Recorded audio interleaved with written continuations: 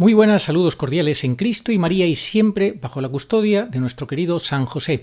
Vamos a ver ahora el programa en el que ha participado Agustín Aranda en un pequeño debate con Rafa Pal, que es un comentarista de la actualidad, de la política y demás. Simplemente deciros una cosa, Agustín por supuesto ha estado estupendo, como siempre, muy claro, muy directo, sin pelos en la lengua, y comentando la actualidad sobre lo que está pasando en la Iglesia a partir de la muerte de Bergoglio. Quería añadir un par de cositas antes de daros paso al vídeo. Cuando Rafa Pal acusa injustamente al Papa Benedicto XVI sobre haber permitido la pedofilia y cosas así, voy a introducir una breve intervención de mi parte donde os explico que es justamente todo lo contrario. Benedicto declaró la tolerancia cero, pero de verdad fue el que más luchó contra la pedofilia dentro de la Iglesia. Y luego lo vais a escuchar, os lo voy a explicar. Y también el punto que al final termina el vídeo, el programa, donde se le vuelve a preguntar a Agustín por el tema polémico de que si hay que rezar o no por Bergoglio ahora que ha muerto. Bueno, Bergoglio ya está muerto, si es verdad la noticia oficial de su muerte. Mi pregunta es, ¿hay alguien que rece por Judas? ¿Se debe rezar por Judas? Yo creo que la respuesta es bastante clara que no, porque ya lo explicamos en el programa, en el último programa, que la tradición de la Iglesia dicen que Judas está condenado. Obviamente la Iglesia nunca ha condenado oficialmente a nadie al infierno, es que solamente el justo juez es quien dicta sentencia. Entonces, sí decíamos que era un pecado de temeridad pensar que no se haya condenado. En definitiva, los condenados, y lo explicaba Sondra Abrams en ese vídeo último que os publiqué, dice que no quieren que se rece por ellos porque se le aumenta el sufrimiento. El que está condenado, todo el que reza por él le aumenta su sufrimiento en el infierno. Es terrible el sufrimiento que tiene un condenado en el infierno, pero si encima rezas por ellos todavía aumenta su sufrimiento. Así que los que nos acusan de lo que quiera que sea, nosotros hemos dicho directamente por Bergoglio, no, ni cuando estaba vivo. Indirectamente, sí. Hay que entregárselo al Señor y que el Señor disponga de él. No deseamos la condenación eterna a nadie, lo hemos dicho por activa y por pasiva, pero es que con la salvación eterna no se juega, de Dios nadie se burla. Así que esto es muy serio. Por eso la muerte no hay que tomársela a la ligera como Bergoglio se la tomó a la ligera en todas las entrevistas que hizo durante todo su falso pontificado, falso magisterio, no explicó en qué consiste realmente la salvación y la condenación eterna, que es algo muy serio. Llegó a decir que las almas de los condenados se extinguen, desaparecen, dio a entender que el infierno está vacío, etcétera, etcétera, etcétera. Algo muy serio, y de Dios nadie se burla. Vamos a ver este programa, y cuando Rafa Pal haga esa alusión injusta al Papa Benedicto XVI, yo os voy a explicar que Benedicto XVI, si algo luchó, entre otras cosas, fue contra la pedofilia dentro de la Iglesia. La verdad engendra odio, por esto algunos, para no incurrir en el odio de los demás, echan sobre su boca el manto del silencio. Si predicaran la verdad tal como es, y la misma verdad lo exige, y la Divina Escritura abiertamente lo impone, ellos incurrirían en el odio de las personas mundanas. Jamás se debe dejar de decir la verdad aun a costa de provocar escándalo. San Antonio de Padua.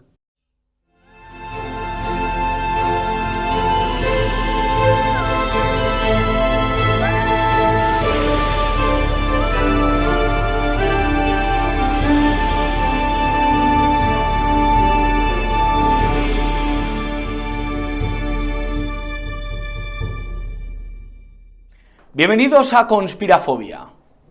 Llamamos o denominamos a este término al miedo a que una conspiración sea verdad.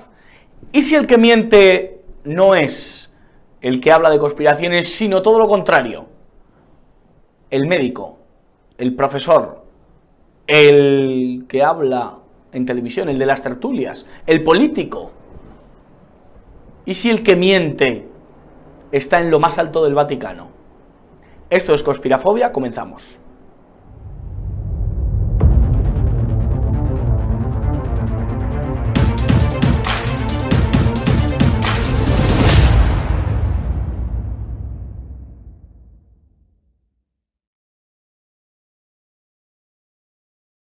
Y ya saben por dónde pueden ir los tiros cuando he hablado del Vaticano, y vamos a hablar de la muerte del Papa, de Jorge Mario Bergoglio, de su figura, de cómo llegó hasta allí y de cuánto tiempo puede llevar ya fallecido el que nombraron Papa hace 12 años. ¿Quién va a ser su sucesor? ¿Qué luchas internas hay en la Curia Vaticana?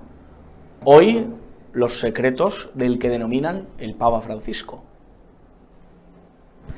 Y para hablar sobre ello tenemos hoy a, bueno, pues un amigo de esta casa y un amigo de este programa, Rafael Palacios. ¿Cómo está usted?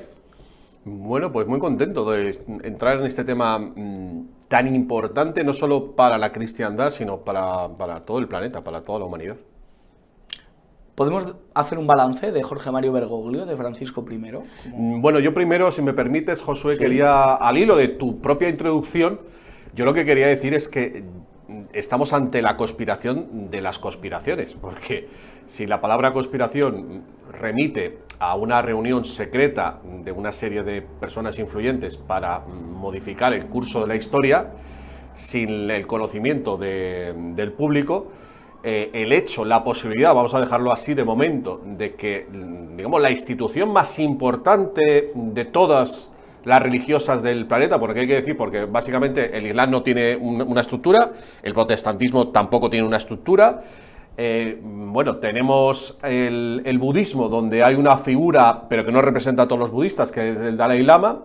Así que, evidentemente, el Papa, como figura religiosa, es, evidentemente, se sea cristiano o católico o no, es la figura por antonomasia. Y en tanto en cuanto representa el magisterio de lo que está bien y lo que está mal, es decir, la voz moral de la moral del planeta, la posibilidad de que haya sido infiltrado por elementos, no encuentro otra palabra para decirlo de una manera más políticamente correcta, que satánicos o yo qué sé, malignos, podría ser un eufemismo, pues desde luego que es la conspiración de las conspiraciones. Entonces, con respecto al Papa Francisco, evidentemente, claro, la visión que se pueda tener sobre el Papa Francisco depende de la opción política y de la visión sobre el bien y el mal que tenga cada uno. Por supuesto que cualquier persona que defienda los valores fundamentales del ser humano, es decir, pues la familia, la vida, incluso la naturaleza humana, tendrá que opinar que este Papa Francisco ha sido un antipapa, porque bueno, se ha metido a apoyar el matrimonio homosexual, ha hecho incluso reuniones con trans. Luego explicaremos la manera y el porqué, porque bueno, ha conectado con ciertas... ha conectado mejor con los ateos que con los cristianos, básicamente. Y eso es algo importante, Josué. Un papa que conecta mejor con los ateos que con los cristianos, algo debe estar pasando. Y luego, bueno, pues se ha metido en temas ecológicos, ha adoptado el discurso, entre comillas, humanitario de la masonería, que es quien está detrás de todas estas organizaciones y pensadores de la Agenda 2030, en el sentido de remitir a Gaia, al planeta, como una entidad a la cual tiene que servir el ser humano y no viceversa. Son cuestiones filosóficas y teológicas que, bueno, que rayan con lo político, porque en este caso yo no he llegado desde el punto de vista religioso, sino desde el punto de vista político. Pero ahí me he encontrado un poco con la postura de los tradicionalistas y he entendido, por ejemplo, el paganismo. Yo la verdad es que no entendía el paganismo porque se asociaba con el satanismo, pero bueno, cuando uno comprende que en realidad los paganos han estado haciendo sacrificios humanos en adoración a esos dioses, que son, ya mismo la palabra Dios, dioses, en plural, implica demonios, porque si Dios es uno, todo aquel que pretenda ser Dios tiene que ser un demonio necesariamente. Pero digamos que todo ese acercamiento, como digo, a la teoría de Gaia y a esa adoración a la naturaleza por encima de Dios... A la Pachamama. Correcto. Pues todo eso remite al paganismo, evidentemente. Y desde el punto de vista teológico cristiano, evidentemente es una herejía. Y en tanto en cuanto el Papa Francisco se ha hecho difusor de todas esas ideas, ha alejado a la Iglesia de su pastoral, del dogma, y ha caído en el subjetivismo. Vamos a ver, y vamos a hablar con el siguiente invitado de nuestro programa de hoy. La verdad que cuando hemos hablado de Jorge Mario Bergoglio, pues ha estado aquí presente Agustín Aranda, experto en apariciones marianas. ¿Cómo está usted? Hola, muy buenas tardes. Ha estado muy bien la introducción de Rafa Pal. Sí, me digo con un poquito de retorno. Certera, efectivamente. Don Agustín, para hablar un poco de Bergoglio, ¿quién ha sido en la historia del papado? ¿Qué ha supuesto este papa concretamente en esa historia que, bueno, pues que desde San Pedro se ha estado escribiendo? Pues primero tenemos que identificar al personaje que es protagonista en estos días. Bueno, ha sido un antipapa, pero no un antipapa más. Ha sido el antipapa que ha resultado como fruto del segundo y último cambio de verdadero papa. El último fue Benedicto XVI. Disculpa un momento, es que me oigo con muchísimo retorno. Vamos a intentar solucionar este tema, porque si no es complicado, vamos a ver si sí. Los compañeros lo solucionan. ¿Lo tenemos?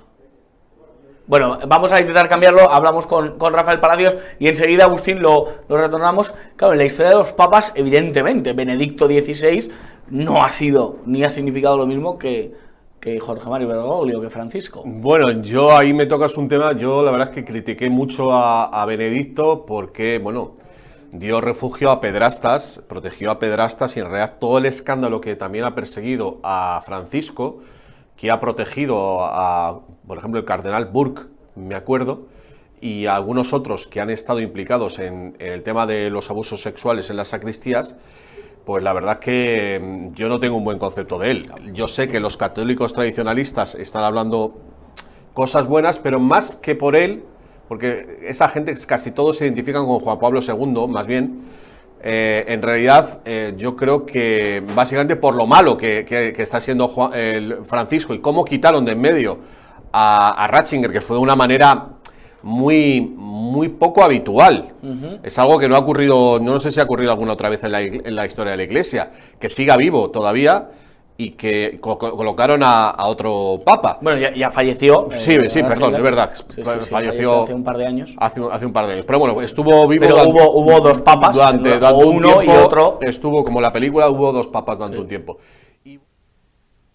Pues no, querido Rafa Pal. Benedicto XVI luchó tolerancia cero contra la pedofilia dentro de la Iglesia. Todo su pontificado activo fue una lucha contra esa suciedad, como él decía, que había fruto del pecado dentro de la Iglesia, para evitar que pudiera seguir propagándose ese cáncer dentro de la Iglesia. Y os voy a leer algunos datos objetivos para que os deis cuenta que esto es así.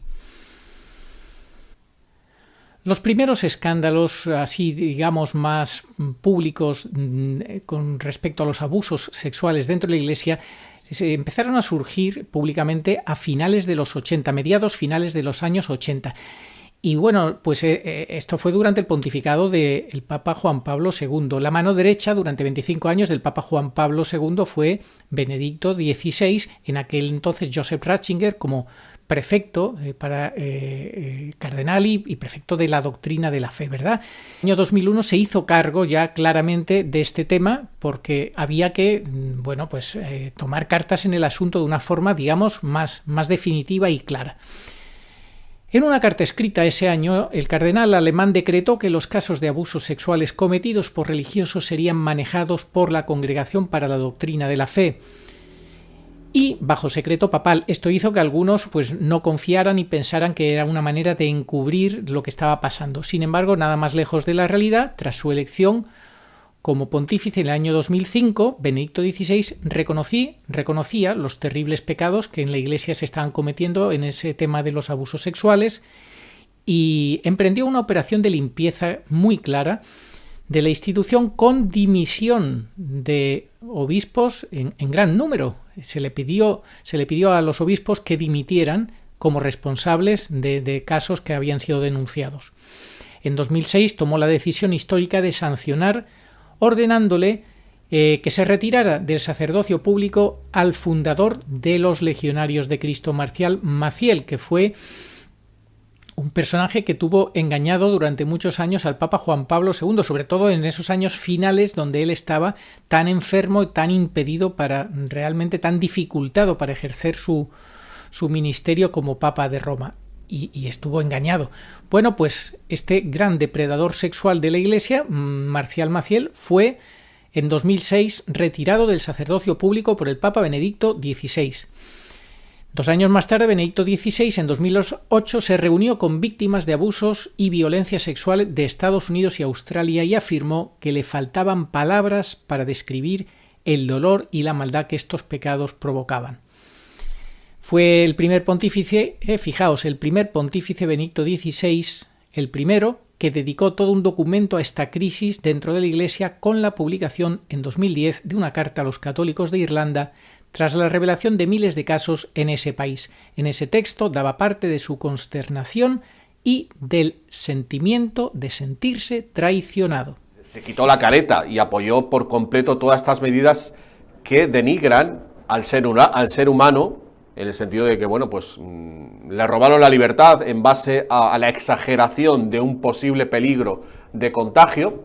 Y bueno, pues ahí hemos tenido al cardenal Viganò, al que fuera nuncio del Vaticano en Estados Unidos, que ha sido la única voz que se ha alzado prácticamente en ese momento y, bueno, pues que ha denunciado la complicidad del Papa porque, evidentemente, el Papa tiene influencia entre los cristianos y, bueno, pues lo que se dice en la misa, que hay mucha política y, bueno, pues es el Evangelio, la pastoral del Papa actual, el Papa recién fallecido, Bergoglio, y desde luego que ha estado apoyando la Agenda 2030.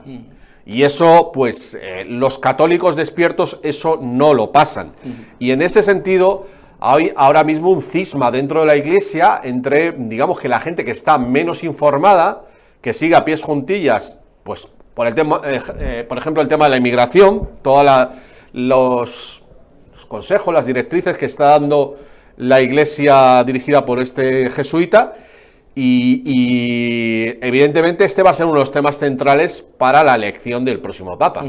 Agustín Aranda, ya recuperamos el sonido y espero que ya no se oiga a uno mismo, que es una cosa muy desagradable, por muy bien que diga uno las cosas, como es el caso de Agustín, oírse a uno mismo es una cosa un poco soberbia. Don Agustín, continúe su... Sí, a ver ahora, parece que sí, que ahora el retorno ha disminuido. Es que efectivamente antes no podía continuar hablando porque mis palabras las volvía a oír justo las que había pronunciado y me desconcentraba. Bien, estaba diciendo, bueno, empecé a decir apenas quién es Jorge Bergoglio. No es solamente un antipapa, es algo más, porque estamos en un fin de ciclo, sin lugar a dudas. Estamos en el desenlace, en el final de los últimos tiempos y por eso es tan importante identificar el momento e identificar el personaje, porque si uno tira con buena intención por una dirección equivocada, pues no va a llegar a buen puerto. Entonces, este personaje es un personaje que nosotros pues hemos, al margen de, por supuesto, todos sus escritos que ahí están, todo lo que ha dicho, hemos ubicado con la ayuda de las profecías de la Santísima Virgen en el calendario de la historia y de ahí su trascendencia. Lo primero que tenemos que decir es que le quede clarísimo a todo el mundo que siguió siendo único y verdadero Papa Benedicto XVI. A diferencia del primer cambio en los tiempos recientes que perpetró la masonería, que consistió en asesinar a Juan Pablo I, como Benedicto XVI siguió vivo, seguía siendo el Papa. Claro, si te matan ya no eres Papa porque estás muerto. Esa es la primera idea fundamental. Entonces, para ir al grano, a partir de ahí, ¿qué ha supuesto esto? Pues que Jorge Bergoglio ha carecido de autoridad espiritual y de autoridad ante Dios para gobernar a la verdadera Iglesia. Ha usurpado el poder. Y la consecuencia más directa que esto va a tener en estos días próximos es que esos 100 y pico cardenales que él ha nombrado son falsos cardenales. Por eso, del próximo cónclave no podrá salir ningún papa válido. Eso es importantísimo saberlo. Porque... Agustín, esto es perdona que nos detengamos por porque el titular es muy potente. Salga quien salga, estamos hablando de que pueda salir desde un cardenal más conservador, se está hablando en grupos y en Twitter de gente más afín políticamente al conservadurismo o a la derecha, que Sará, el cardenal negro, bueno, hay que decirlo así, podría ser fantástico para la Iglesia, u otro que fuese el amigo de los trans, que abrazase a personas trans e incluso fuera un travesti, con todo el respeto lo digo, sea cual sea, no será un papa verdadero, ni habrá que reconocerlo. Efectivamente, es que es importante situar estas bases dentro del derecho canónico para saber si lo que va a venir a continuación vale. A nosotros que nos gusta el fútbol, es como si alguien marca un gol muy bello después de que el árbitro haya pitado el final del partido. Es que ha sido válido, no estoy en fuera de juego, ya, pero es que no se dan las condiciones para que ese gol sea válido, porque hay una condición previa que impide la validez del gol, y es que el árbitro ha pitado el final del partido. Bueno, pues eso es lo primero que tenemos que ver. Así que, poniendo el símil del examen, mucha gente ahora se está estudiando un temario que no va a entrar en el examen que Dios va a poner. Y eso, además de suponer un desgaste, impide que uno se centre en estudiar el verdadero temario. El tiempo que queda es breve, si decimos que estamos en el desenlace, en el final de la historia, hay que aprovecharlo bien y no ser confundidos. Entonces, ¿qué hay que hacer? Bueno, lo primero es situarse. ¿Qué línea papal es la que no vale? La línea maldita, porque es la línea que dirige la masonería eclesiástica, que es infiltrada, como decía Rafa Pal antes. Nos van a acusar de conspiranoicos a los que denunciamos la conspiración. Esto es como lo que decía el padre Gabriel Amors, os acusarán de faltar a la caridad por decir la verdad. Bueno, pues así estamos. Entonces, esa línea oficial, que a ojos del mundo es la que sigue, para Dios no es válida. Por tanto, nosotros, bueno, la vemos porque no nos queda más remedio. Es como en el juego del ajedrez. El rival también mueve, tiene su tiempo en el reloj y hace sus movimientos y tenemos que verlos porque no nos queda más remedio. Pero realmente la línea, que es menos intuitiva, es más oculta, se requiere mucho más la fe para seguir esa otra línea, porque para tener un criterio de que el Papa es verdadero basándose en que vive en Roma y viste de blanco, para eso no hace falta nada, eso cualquiera lo ve, vive en Roma y viste de blanco, ya está, luego es Papa. En condiciones normales, esos criterios tan simples ya valdrían para saber que es Papa, pero es que no son condiciones normales. Así que, como no son condiciones normales, hace falta la fe, porque incluso con el derecho canónico no vamos a conseguir resolver la respuesta. De hecho, el derecho canónico no ha sido capaz de dar respuesta al golpe de Estado que le dieron a Benedicto, a esa sede impedida, a la fraudulenta elección de Bergoglio, que tuvo más trampas que una película de chinos. Así que el derecho canónico está ya languideciendo y no va a aportar la solución a la realidad. Así que, para terminar esta breve intervención, lo que tenemos es ahora que mantener la calma y creernos que, como dijo la Santísima Virgen en el mensaje central de Umbe, no va a servir ninguna luz. Al decir ninguna luz, eso se traduce en ninguna solución, de aquí de la tierra, ni religiosa ni política. No significa que todo el mundo sea siervo del demonio, que aquí ya no haya nada que hacer. No, tenemos que seguir batallando hasta el final, porque así lo quiere el Señor. Estamos mezclados, el trigo y la cizaña. Pero que nadie ponga su esperanza principal en que aquí humanamente salga un candidato, ni Sara ni nadie, pero no porque Sara sea malo, sino porque no se dan las condiciones. Y en la política igual. Y probablemente, como decía Rafa Pal, ahora el que salga, bueno, yo no sé si será más bien conservador o más bien bergogliano perdido, da igual, pero sí será más bien tipo ladrón de guante blanco. El trabajo de destrucción ya lo ha hecho Bergoglio. El que salga no va a ser tan zafio, tan escandaloso, tan soez y tan mamarracho como lo ha sido Bergoglio. Ya lo que tiene que hacer prácticamente, si se me permite el símil, es como empujar la puerta vacía para que el tanto se lo apunte el otro, que todavía no sabemos quién es, el famoso anticristo, que aparecerá dando inicio a la famosa también última semana de Daniel, que durará 7 años después del aviso. Rafael Palacios lanza una pregunta. Bueno, no, porque al final lo ha contestado, la pregunta, la duda que tenía la ha contestado Agustín, y la verdad que me parece muy interesante la visión que está dando, y yo como periodista, como compañero tuyo, a los que nos están viendo, pues lo que diría es que la visión de Agustín es la visión de una gran parte de la Iglesia, como he dicho, que de alguna manera están batallando contra la infiltración satánica en la Iglesia de Jesucristo, que es algo muy parecido a lo que estamos haciendo, pues por ejemplo, con la infiltración que está habiendo en el gobierno de España. Y bueno, es una batalla que el Vaticano, como un Estado extraño, porque en realidad representa a cientos de millones de fieles, no solo evidentemente a los pocos miles que viven ahí en ese santuario dentro de Roma, pues es muy interesante. Yo aquí, evidentemente la visión que ha dado Agustín me parece muy juiciosa y bastante plausible. Sería lo normal que el Papa que fuera elegido, puesto que Francisco eligió a pues una buena parte de los obispos que van a participar en la votación, pues lo más probable es que sea alguien de su cuerda. Sin embargo, yo antes de venir para acá, la gente que ya me conoce, que sigue mi canal en Telegram, Noticias Rafapal, y mis vídeos, se lo pueden ver en mi página rafapal.com, he estado viendo una información de, bueno, de lo que llaman la alianza del movimiento Q, es decir, los que están detrás de Donald Trump, los patriotas, los llamados sombreros blancos. Y en este caso han dado una información acerca que conecta con la actualidad, porque estas informaciones pueden parecer muy locas, pero hay que tener en cuenta, y hay que recordarlo así, que la última persona, digamos, de importancia que vio vivo, o supuestamente vivo, luego iremos con eso, al Papa Francisco fue el señor J.D. Vance, presidente de los Estados Unidos de América. Eso es algo indudable, que de hecho ha estado moviendo incluso hasta a conspiranoias, diciendo que él había sido quien la había matado, porque ha dicho Alexandria Ocasio-Cortez.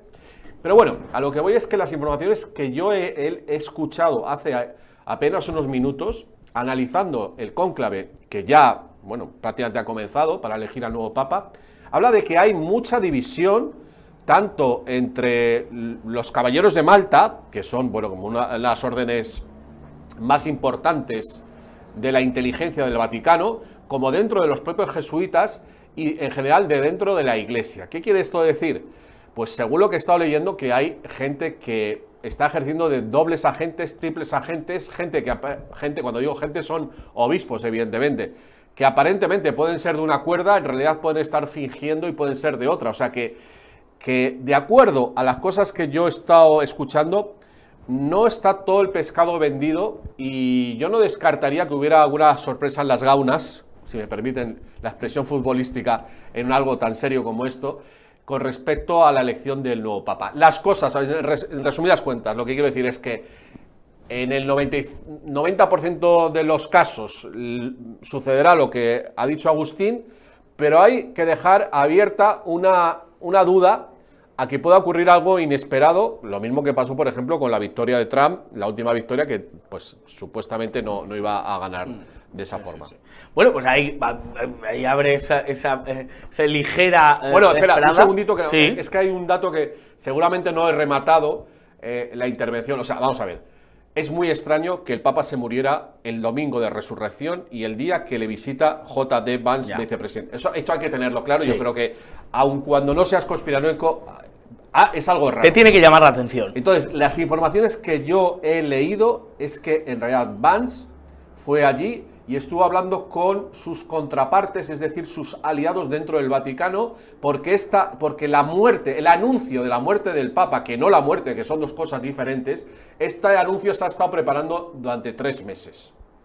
¿Para qué se ha estado preparando durante 3 meses? Pues evidentemente, eso no lo ha dicho en el comunicado que he visto, pero evidentemente previendo lo que va a suceder después. Es decir, que lo que vaya a suceder es posible que ya se haya preparado. Dejándolo todo atado y bien atado. Eso parece. Y como digo, el hecho de que J.D. Vance, vicepresidente de los Estados Unidos de América, haya sido la última personalidad que haya visto al Papa, entre muchísimas comillas, induce a pensar, o podemos llamarlo de otra manera, como que la llegada del Papa de Vance ha sido lo que ha dinamitado que ya se pudiera anunciar su muerte. Cosa que, y Agustín a lo mejor lo sabe, yo vengo diciendo desde hace 2 años que estaba ya finiquitado. Que O sea, Bergoglio murió hace 2 años. Las informaciones que yo estoy leyendo sí, dicen esto, y evidentemente los cambios de cara de Bergoglio en los últimos años inducen a pensar que han colocado a otro, porque realmente las últimas imágenes, y por cierto, se me ha olvidado comentártelo, pero hubiera sido muy bonito, no sé si da tiempo durante el programa para que lo pongan desde ahí, desde realización, pero la foto que se ha mostrado del sepulcro del Papa Francisco tiene un moratón así de grande, no sé si lo has visto. ¿Lo has visto? Sí. Eso es muy raro. Ya. Eso es rarísimo. O sea, ¿de dónde le sale ese moratón? Un hematoma. Un hematoma. Muy raro, es algo muy raro. Agustín, ha dicho muchas cosas Rafael Palacio. No sé si constatas el hecho de que Bergoglio hace 2 años pudiera estar muerto por las informaciones que nos ha vertido aquí Rafael Palacios, además de una pregunta que tengo que hacerte muy concreta. Es que sostienes, y lo has explicado en este programa, pero creo que es conveniente recordarlo, que Bergoglio no era ni sacerdote, que era un seglar que, bueno, que ha hecho muy bien su papel. Esto, que nos lo expliques, creo que es conveniente. Sí, antes de responder a esa parte de la conspiración, me parece que en absoluto es descabellado lo que dice Rafa Pal, en el sentido de que haya estado cocinada la fecha en la que oficialmente ha muerto el Papa Francisco. Desde el ingreso en el Gemelli hasta el momento en el que se ha producido, el lunes de Pascua. Yo a estas alturas no me creo que eso haya sido casual, después de dar su bendición, que sabemos que no vale para nada, pero oficialmente ha dado la bendición en el domingo de Resurrección, el día más importante para el catolicismo. Igual que tampoco fue casualidad que unos días después de que apareciese el informe jurídico canónico de Simón Bar Jonás, que extendía las conclusiones a las que nosotros habíamos llegado de que Bergoglio era seglar, era infiltrado desde el principio. Eso fue una bomba atómica. Ese informe se conoció el 22 de diciembre del año 22. Unos días después salió Bergoglio a escena interesándose mucho por la enfermedad, el mal estado de salud del Papa Benedicto. Vaya. Y 3 o 4 días después, misteriosamente, ese personaje que al principio fue secretario y terminó siendo carcelero, Ganswein, desapareció del Vaticano, nadie supo a dónde fue ni qué hizo y murió Benedicto. Bueno, yo tampoco creo que eso fuera casual. Aquello fue una bomba y alguien diría, el viejo ya está amortizado, y para no dar tiempo a que pudiera surgir una línea sucesoria de Benedicto estando vivo, pues se anticiparon. Pues ahora parece que ha sucedido algo parecido, en el sentido de que ya lo tenían amortizado al personaje. Yo no sé si desde hace 2 años o no, o puede ser que Bergoglio siga vivo, o que haya muerto con anterioridad, o que ahora estén enterrando a un doble o a un muñeco. No lo sabemos. Sí nos da mucha tranquilidad el saber algo, y es que nosotros, igual que por la Santísima Virgen Pura Dolorosa, nos pusimos a trabajar en la línea de que Bergoglio era seglar, ni siquiera sacerdote, pues es el momento de recordar algo importantísimo, y es que ella, la Virgen, nos ha explicado la situación del papado hasta Bergoglio, es decir, hasta el momento en el que han coexistido durante prácticamente 10 años el último papa válido, Benedicto, y Bergoglio. Pero ella, a cosa hecha, no ha dicho nada del posible sustituto o sustitutos que vaya a tener Bergoglio. Y eso no es por un olvido, evidentemente, claro que no, sino porque bastante complicada era ya la cosa con Bergoglio como para introducir otro personaje más en la escena. Pero sobre todo no ha sido por eso, sino porque ahora nosotros estamos blindados. Si ponen a 1, a 2, a 3 o a 21 sustitutos de Bergoglio, no creo que sean tantos. De hecho, en teoría, el próximo ya será el falso profeta, pero nos da igual, porque tampoco tiene por qué ser el próximo el falso profeta. Y volviendo a la infiltración, efectivamente, Bergoglio no fue el único. Se infiltró en el seminario en el año 60, y por eso el combate comienza en el año 69. Comenzó la Virgen y su séquito celestial a desenmascarar al personaje en el año 69, el año en el que supuestamente se ordenó diácono, cosa que jamás sucedió, nunca apareció la prueba, la página del Vaticano se quedó caída cuando los biógrafos supieron que le estábamos preguntando, algunos en redes sociales, no directamente, por el diaconado. Y cuando se restableció la página del Vaticano también habían hecho desaparecer los datos del diaconado de Juan Pablo II y de Benedicto XVI, como si fuera normal que no estuvieran tampoco los datos de la ordenación diaconal de los últimos dos verdaderos papas. Entonces, Jorge Bergoglio es un infiltrado desde el principio, pero esto no es nuevo. La infiltración en la Iglesia Católica lleva gestándose siglos, diría yo. A punto estuvieron a principios del siglo XX de conseguir su objetivo y poner a un masón que pertenecía a la OTO, la Ordo Templis Oriente, el cardenal Rampolla, y por pura providencia, el emperador del Imperio Austrohúngaro, antes de la Primera Guerra Mundial, ejerció su derecho a veto y tuvimos ni más ni menos que a un Papa Santo, San Pío X. Pero bueno, han seguido insistiendo y finalmente igual, y esta idea es fundamental, que sucedió con nuestro Señor, que fue traicionado desde dentro sin que los demás lo supieran. De hecho, su núcleo duro se quedó dormido en Getsemaní, en la noche en la que él iba a ser entregado. Pues lo mismo está sucediendo ahora. Estamos viviendo el punto 675 del Catecismo, que Juan Pablo II, que tenía la gracia de Estado, plasmó. La última prueba de la Iglesia antes del advenimiento de Cristo, que es dogma de fe, será la de superar una dura prueba de fe, que se pondrá de manifiesto bajo la forma de una impostura religiosa. ¿Qué mayor impostura religiosa que quien funge de papa, quien ha fungido, no solamente no haya sido papa, sino que ni siquiera haya sido consagrado? Por eso la Santísima Virgen Pura Dolorosa dijo que no recibe Jorge Bergoglio el poder de bendecir a los fieles en nombre de Dios. Y si te parece, un poquito más adelante hablaremos de otra profecía de la Virgen, después de darle paso de nuevo a Rafa Pal, en relación a la muerte de Jorge Bergoglio, porque la Virgen nos dio una información importantísima. Yo, Agustín, la verdad que me quedo con la duda, yo creo que como muchos de nuestros telespectadores, sobre las pruebas que tenéis acerca de que Bergoglio no fue consagrado como cura, que es falso. ¿Cómo lo sabéis esto? Sí, lo sabemos.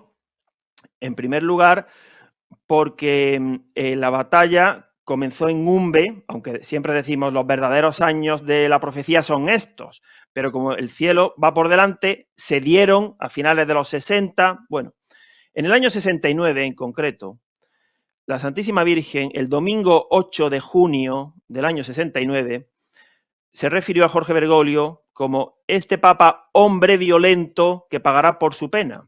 ¿Por qué hombre violento? No por el manotazo que le dio a la China, sino porque ejerce violencia contra las leyes de la Iglesia canónica, cosa que es muy seria, porque el trono de Dios se asienta sobre la sabiduría y el derecho, dice el Salmo 97.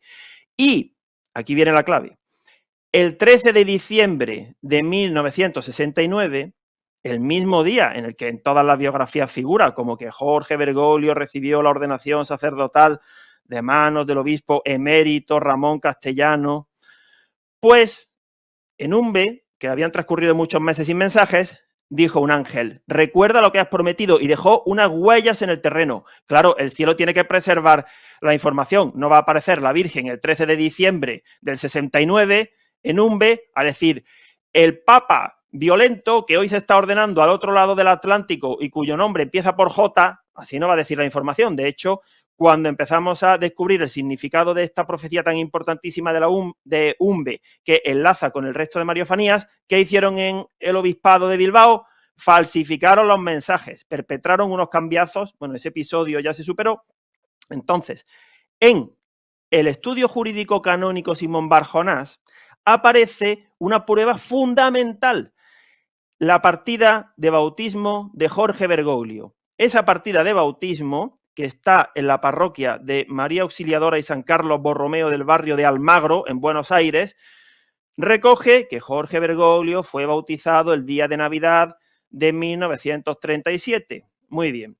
Y fue ordenado subdiácono, que en absoluto es equivalente a ser diácono. En aquellos años todavía existían esas órdenes menores, luego ya Pablo VI introdujo la reforma y ahí se quedó la cosa.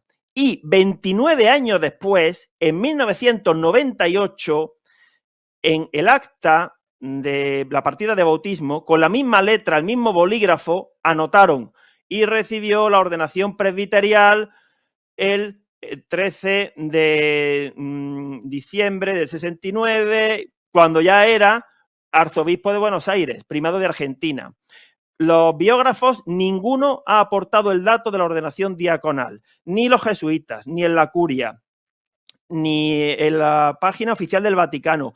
Y en un libro autobiográfico, bueno, biográfico de Bergoglio, que se publicó en el año 21, muy reciente, súper reciente, escrito por Sebastián Cámara y Javier Pfaffen, creo, bueno, Cámara y Pfaffen son los coautores, encontramos una pista tremenda con la cual ellos, sin saberlo, se estaban delatando porque no sabían lo que iba a suceder después, que íbamos a descubrir que era seglar.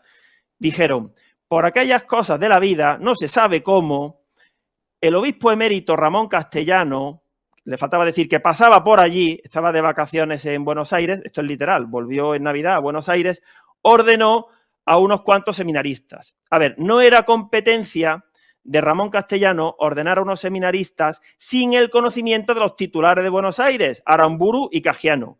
Y los jesuitas, en una prueba falsa, dijeron que Bergoglio y otros más habían sido ordenados diáconos por el obispo de Morón, Miguel Raspanti, falso de toda falsedad. Miguel Raspanti jamás tuvo nada que ver con los jesuitas. Entonces, todo, absolutamente todo, apunta a entender por qué la Virgen ha dicho que este Papa no recibe el poder de bendecir a los fieles en nombre de Dios, porque no ha recibido nunca ningún grado del sacramento del orden sacerdotal. Diácono seguro que no. Y como puentearon a los titulares de Buenos Aires y acudieron a un obispo que no le correspondía, al cual harían creer que ya había sido ordenado diácono por Miguel Raspanti, y ese obispo, Ramón Castellano, fue negligente y no solamente no comprobó que fuera diácono, sino que tampoco notificó a la curia la ordenación sacerdotal de Bergoglio y unos cuantos compañeros más del seminario.